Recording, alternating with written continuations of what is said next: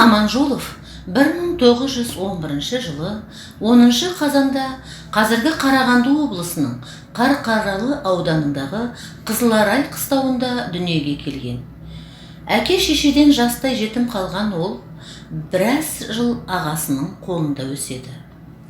Алғашында жаңадан ашылған ауыл мектебінде оқып, сауатын ашады. Кейін 1924 жылы ағасы Қасымды Семей қаласындағы интернатқа орналастырады. Қасым онда 1927 жылға дейін тәрбиеленеді. Одан әрі қарай 3 жыл Семей мал дәрігерлік техникумында оқиды. Алғашқы өлеңдерінде осы кезде жазады. 1930 жылы Алматыға келіп, біраз уақыт Лениншіл жас газетінде істейді. 1931 жылы Ленинградтағы орман шаруашылығы институтына түсіп оқиды. Бірақ денсаулығына байланысты және түскен оқуында онша ұната қоймағандықтан бірер жылдан кейін елге оралып, Орал қаласында екпінді құрылыс газетіне қызметке орналасады. 1933 жылы міндетті әскер қатарына алынып, оны сол Орал қаласында өтейді. Алғашқы өлеңдерін Қасым Аманжолов Семейде жазған. Олар Қабырға газетіне ғана басылып жүрген. Кейін ол дәптері жоғалып кеткен. Сондықтан 1930 жылдарға дейін жазған өлеңдері сақталмаған.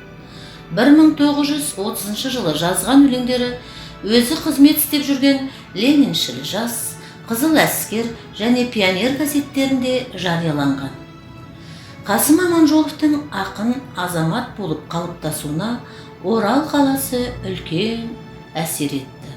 Осы қалада ол ең алғашқы махаббат, жастық жырларын жазды.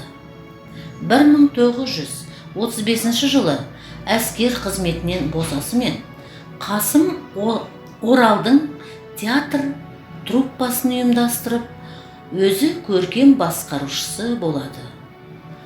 Бұл труппа тез өсіп, аз уақыт ішінде театр болып құрылады. Мұндағы ақынның еңбегі өте зор еді.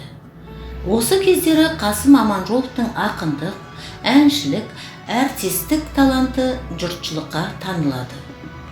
1936-1941 жылдары Қасым Аманжолов Алматыға барып, Социалистік Қазақстан, Лениншіл жас газеттерінде жазушылар одағында қызмет істейді. Бұл кездері ол өлеңмен қатар әртүрлі тақырыпта мақала, очерк, фельетон жазады.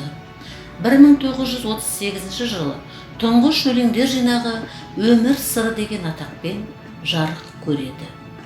Өмірден ерте кеткенімен Қасымның мәңгі жасайтын асыл жырлары қалды. Сол жырлары ақын атын өлтірмейді. Бұл күнде халықтың сүйікті ақыны Қасым Аманжоловтың жарқын бейнесі ел жүрегінде.